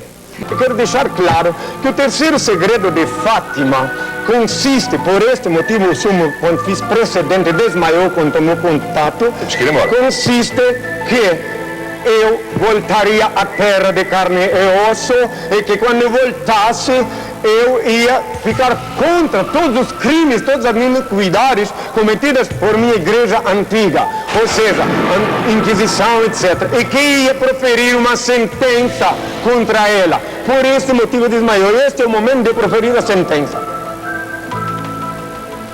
Já que ele está no fim, eu vou proferir a sentença daqui do...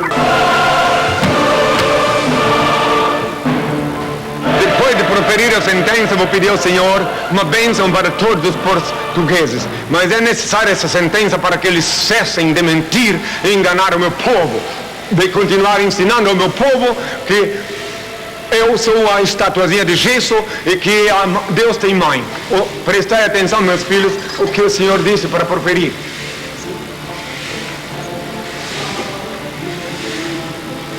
Maldita é a igreja proscrita, meretriz romana, Apocalipse 17. Malditos são sacerdotes e bispos, traidores da causa divina, vendilhões de falsos sacramentos, adoradores de ídolos. Malditos sejam todos os espevos humanoides que blasfemam, caluniam, vibram e conspiram contra o reino de Deus, contra o Filho de Deus. Que a maldição do Senhor seja sobre eles, para que no purgatório da expiação saibam que o Senhor Deus, meu Pai, faz justiça na terra. Benditos sois vós, filhos meus, que buscais fazer a vontade do meu Pai, o Pai eterno e inefável, Deus infalível, Criador do universo, das culminâncias do teu reino, do trono do teu poder, do alto do qual teus olhos temíveis tudo descobrem, tudo bem. Abençoe teus filhos com saúde, luz e justiça, porque tua é toda glória para todo sempre, ó Pai. Que a paz seja com todos.